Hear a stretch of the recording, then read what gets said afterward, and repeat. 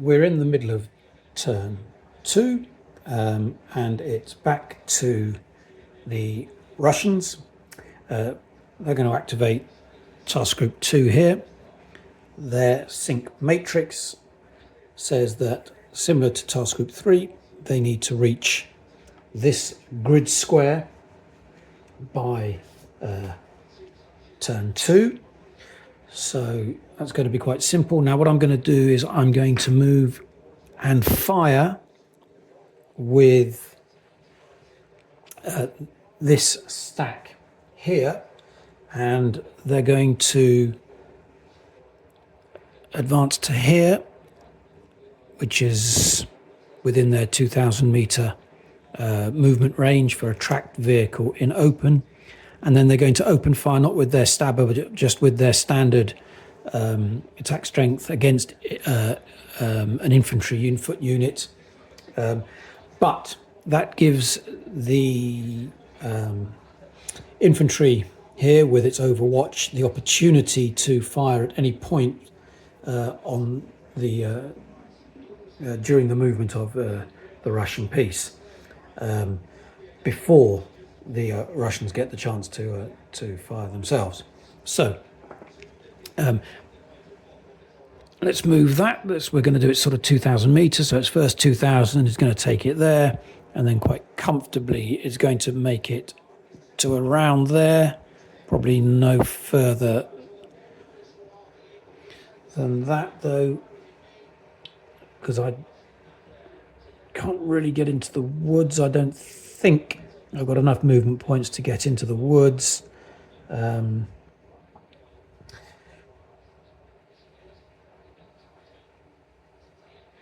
Because it will have used up the majority of its movement, 2,000, in getting to there, and then as soon as you start to move into the woods, you lose movement capacity. So I think that's probably as far as it can get to, and it will in a moment fire upon this unit here. Before that happens, however, we are going to, with our overwatch here, activate the overwatch and oh sorry, we can remove that was used earlier on, sorry, and fire back at the Russian unit that has just moved, and we need to mark it as having moved. So that's a direct fire using the N-Law, which has a 1,000 meter range and can be used against a tracked vehicle.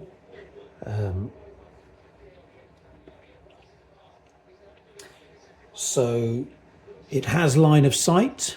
It is passing through this light obstruction, but that's not going to block the line of sight. I can't play a target marker.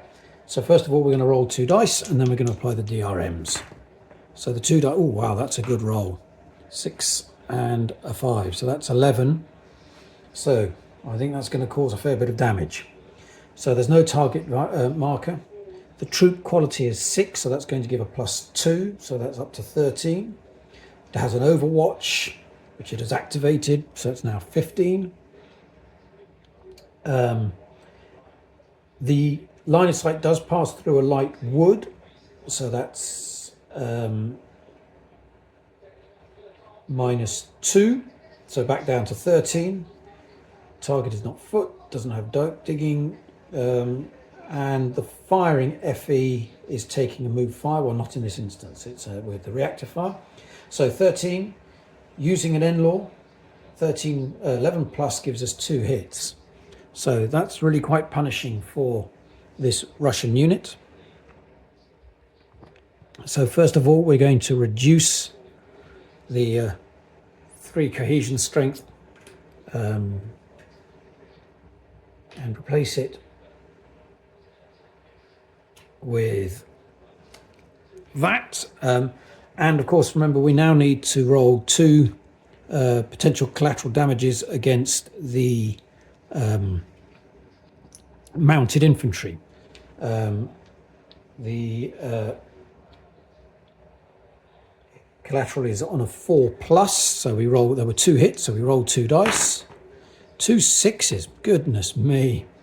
So the mounted infantry also, they've got absolutely pulverized by that N-Law, and they're down from 3 steps to 1 step themselves. So these guys are kind of pretty much hanging on. Let's just restack them all, and we apply a suppression marker to them. So that N-Law has been used. So they've got 1 more N-Law left. But now we do get the chance, having with this, to fire back with a 2 strength. If we look at that, we're firing with this 2 strength, that green box there. It's within line of sight, no problem obviously. So we begin by rolling a 2 dice. Well, that's not going to do it, I don't think. A 3 and a 1, so that's 4. No target marker. The troop quality has been reduced down to 4, so that has no dice roll modifier, so we're still at 4. No overwatch. The line of sight passes through light wood, so we're down to 2. The firing FE as a Russian unit has moved fired, so that's another -2. So that's a clear miss. So it has nonetheless got into position, but it's taken a fair bit of damage. However, it has drawn the fire from that NATO piece, which means that this tracked unit with its embedded infantry and its mounted infantry and embedded HQ, so that can come sort of 1,000 meters, and then it's going to move into the woods, and it's going to light a tracked vehicle within light woods can move 1,000 meters. So this is quite where the movement is quite interesting. This stack has 2,000 meters in the open, so it's gone it's used about 1,000 meters to get there, so it's used 50% of its movement capacity thus far. If you think it has 2,000 if it were to move in the open and to stay moving in the open, so it's used 1,000 meters to get there. That is 50% of its movement capacity. Now, as soon as it moves into woods and light woods, its movement capacity is in fact now just 1,000 meters. So having used up 50% of its movement potential thus far, it now has 50% of 1,000 left. Moving inwards, that's going to be fine, and it can move into and through that little slight wood there. It's all a bit close and cozy, but that's fine. But it is, if you're playing opposed, you kind of explicitly state that stack is in light woods.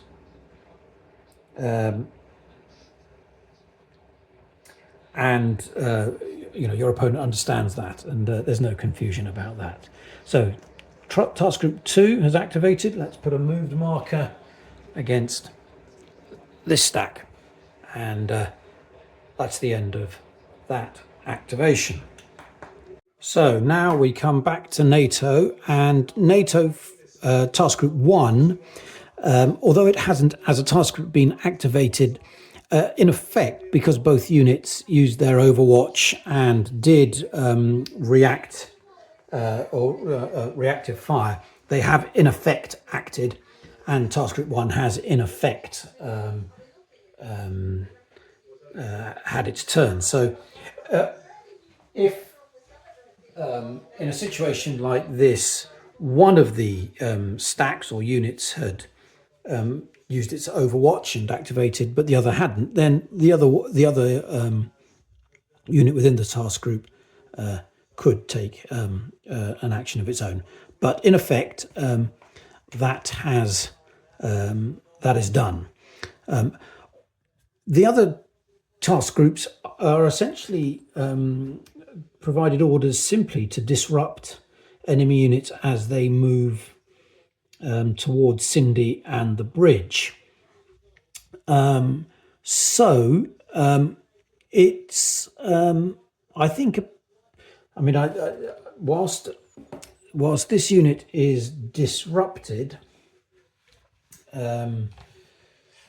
the troop quality of that unit is dropped to 3, so it gets a -1 on its die roll when it attacks. So I don't know whether now is the time to use its javelin. It's got 3 strikes with its javelin, and it's obviously going to have to use it when these Russian units move forward. It is on Overwatch, so maybe now is not the time to use it.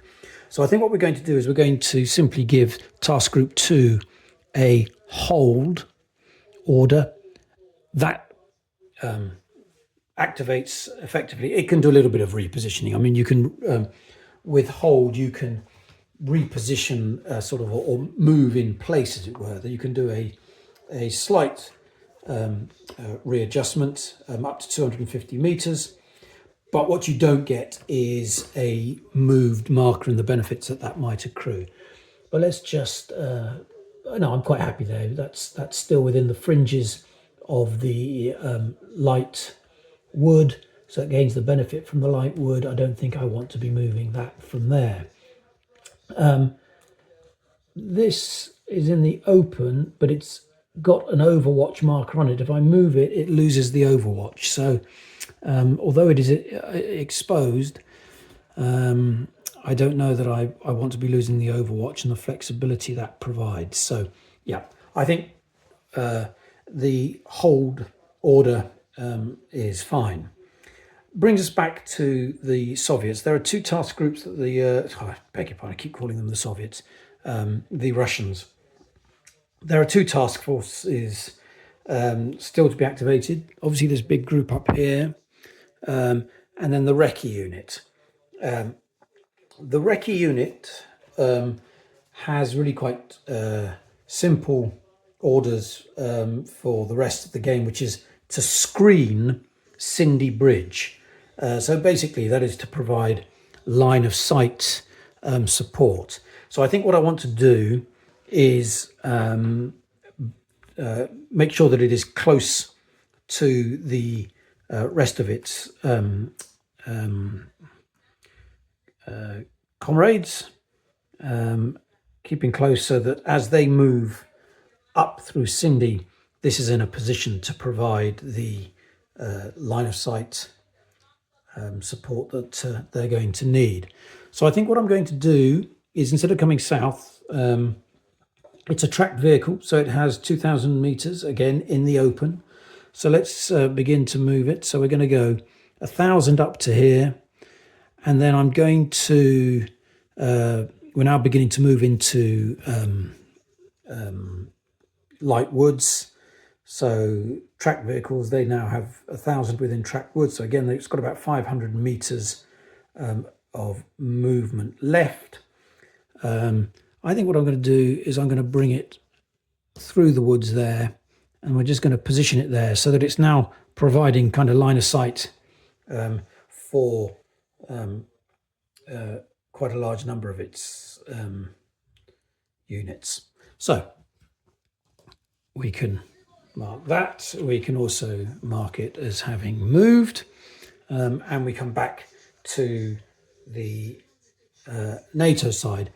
Again, I don't know that there is, I mean, NATO has 1 task group left, and that is this task group here, which again, task group 3, disrupt enemy advance towards Cindy Bridge. Now, it has simply it's simply got its capacity to fire against infantry. It's So it can't fire at the recce unit here because the recce is a purple tracked unit. You can see that, the purple T. To fire at any of these units is going to require it to fire through two minor partial obstructions. So line of sight is blocked. I suppose I could move this unit up across the bridge and into Cindy itself, but it's got its shell scraped, it's dug in here, and I think it's, you know, it's probably going to be playing an important part in terms of covering the advance towards the bridge. So I don't think there's any advantage to be had from removing its shell scrape protection, which would take a turn or two to get, a couple of turns, I think, to reinstall if it did move. So no, I think that's fine. I think I'm going to do another hold action, and we're going to leave everything in place. So that leaves the final task group, which is task group 1 for the Russians. Task group 1 has 3 turns to maneuver to grid square E22, N23 and attack enemy forces en route. E22, N23 is this grid square here, so we're looking to get here. So let's begin that move. Now, it's going to get slightly complicated for it, and I will show you why in a minute. So it's very clear it's going to have to get there. So it's got 1,000 meters. And the question is, am I going to move and fire, or am I simply going to move with the risk that these units on Overwatch, or certainly not this unit because it hasn't got an RPG, but certainly these units, or this unit on Overwatch, not this one, this hasn't got Overwatch, but this unit on Overwatch could fire, but it has this negative modifier because of the disruption. So we'll wait and see. I'm declaring a move with this stack. It's not going to be a move and fire. So no chance in that sense for it to have a have a shot at those units there. It's going to save its munitions for when it has a better chance of doing some damage. So 2,000 meters. Let's begin. So we go, so from there. Now what you'll notice is we're coming up to a river. So we're going to have to come, and the only way we can get across this river here, this is a river, is across this bridge. So we're probably about 800-900 meters there. And it's come to this bridge, and it comes across that bridge. So we're at about 1,000 meters there, and then we're going to keep on moving. And we're going to continue to move along the, and I think that's probably about 2,000 meters. I hadn't declared fire and move, so fire and move is not available to me.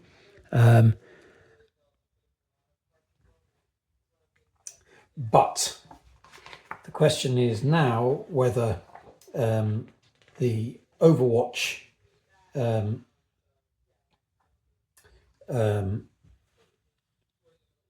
unit here fires at it now, or whether it saves for later. I think it's going to save, because what it's desperately going to try and do is pass a rally test and improve its the kind of negative modifier that it's going to receive for that. So I think it's going to also keep its powder dry. I don't know if that's sensible or not, but we will see. So this stack continues to move. So it moves, it's about 1,000, and then it's going to have to stop, because the rules specify in this scenario that only one unit or one stack can cross a bridge or cross the same bridge in the turn. I suppose it kind of reflects a kind of the bottleneck as you approach the bridge.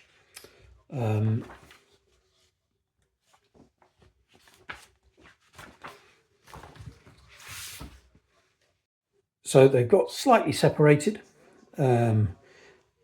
Again, not declaring a fire and move.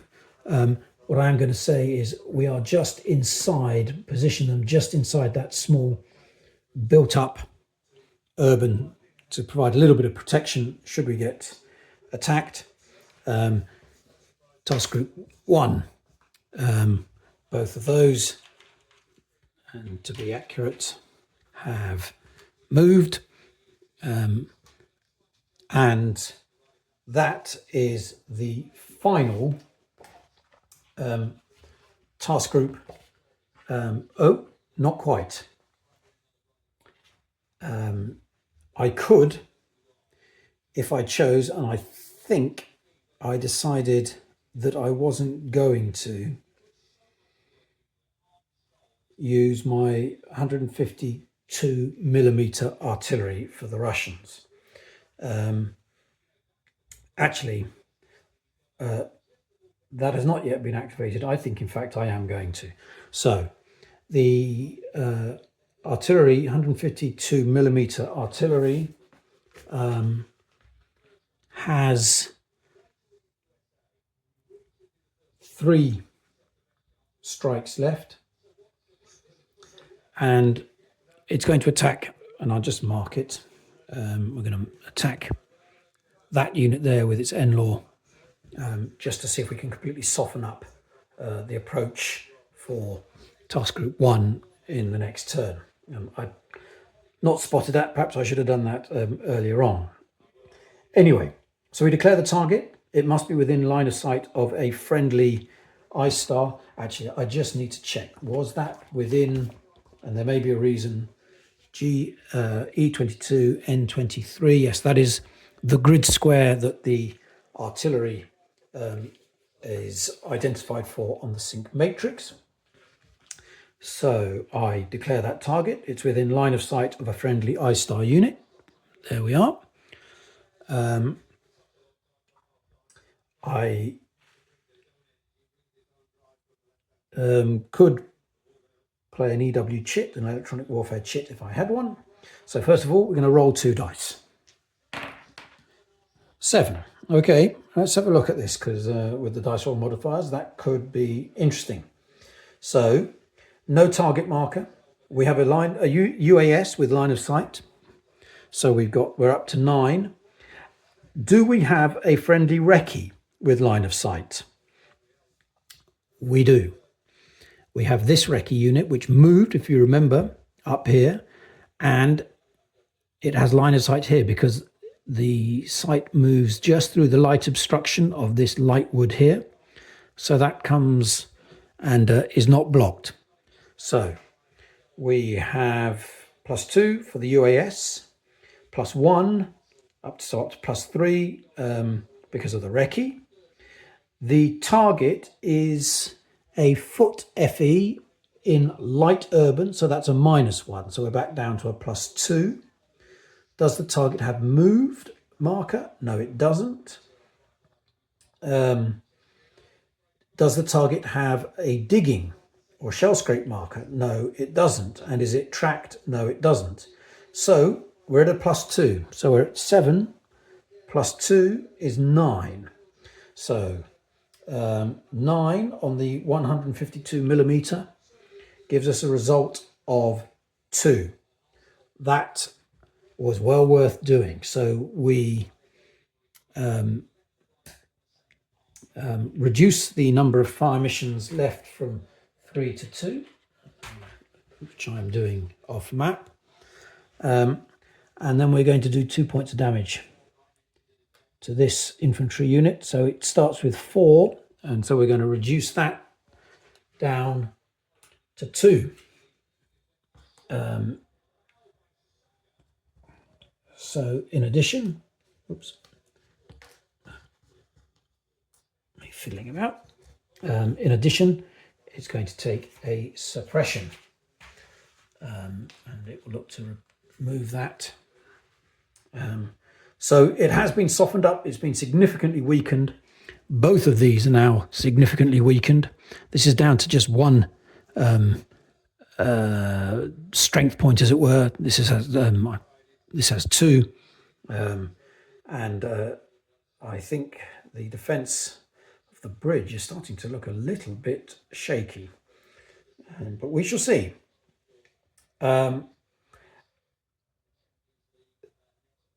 The next thing we have to check is that any FEs or within 250 meters of that target also would receive suppression. Now, I think it is.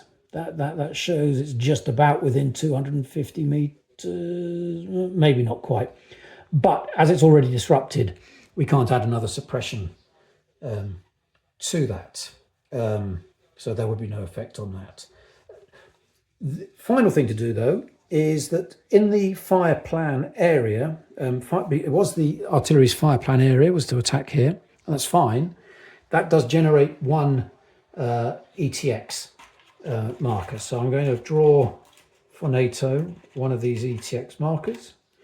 Here we are, and that's the first one that has been generated this turn, and we're going to flip it over when we get to the electronic warfare stage at the start of turn 3. But for now, that has been activated, and now we really have activated everything that can be activated this turn. So if we go back to the sequence of play,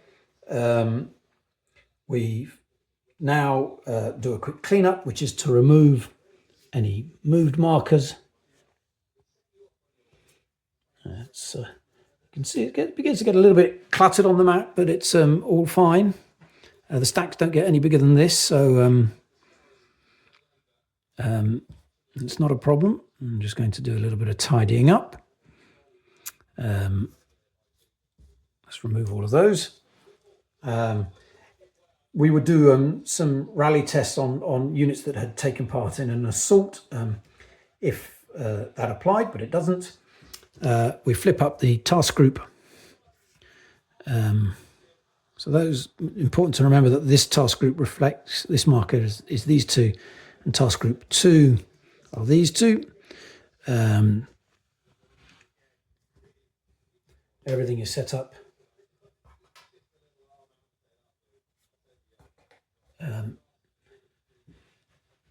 EW chits, that never, oh, now that's interesting, because just as the final stage, you discard any of your EW chits, and it's just reminded me that the Russians had a second EW chit, Com Secure, and you can hold it and use it whenever you need. Roll a 1d6, and on a 1 to 3 you discard an ETX marker, on a 4 to 6 you discard 2. So that ETX marker that had been generated by NATO is discarded because of this comms secure electronic warfare chit that the Russians had been holding. So that is, just for the sake of showing you what they had drawn, NATO had drawn a 2, so that would have given them a +2 DRM on one of their rolls in the forthcoming turn. So that chit proved to be fairly useful for the Russians. So we've done our tidy up. We are now at the end of turn 2, and let's just take a final look at the position. We've got 3 more turns to go in this scenario.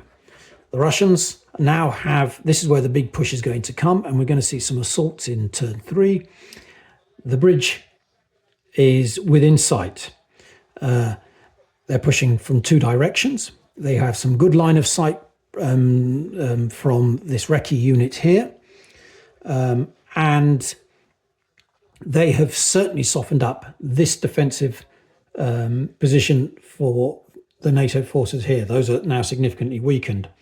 Task Group 1 has not taken any damage. However, there has been some damage caused to a couple of these stacks here. These Russian stacks down to one cohesion point, one cohesion. So they have been whittled away by some dogged defense from these NATO pieces and also from the mortar unit and the FPV. So all is not lost for NATO, but I think we're going to see in fairly short order some fairly brutal close combat, the assault. Whether it'll be this turn or whether it'll be the next turn, we're going to find out. But I hope, anyway, that has been a useful insight thus far into how this really fantastic game plays. It's really very, very smooth. What I love about it is that I'm obviously using a pre-generated sync matrix, which is provided for scenario 1.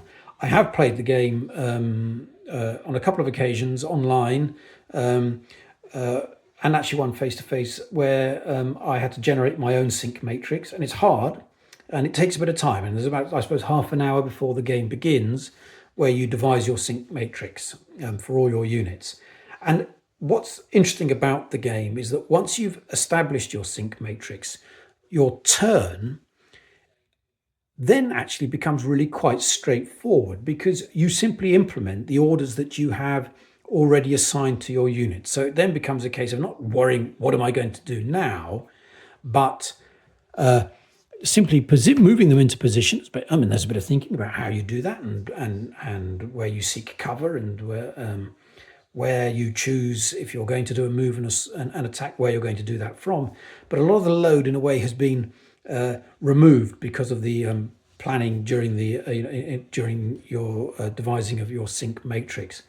So the game itself begins to move very, very quickly. Choose a task force, move those stacks, roll a few dice. The dice roll modifiers, they're very limited. You're not going through endless lists of dice roll modifiers. Damage is pretty brutal. You get caught out in the open, you can take a lot of damage very quickly. So it's very dynamic, and it's a lot of fun. This game is a lot of fun, and it also provides a lot of food for thought in terms of maneuver and how you position yourself to set up an assault in the best way you possibly can without being too weakened before you do it. And if I come round to playing turns 3, 4, and 5, we'll see how that plays out. So really excellent game. I highly recommend it.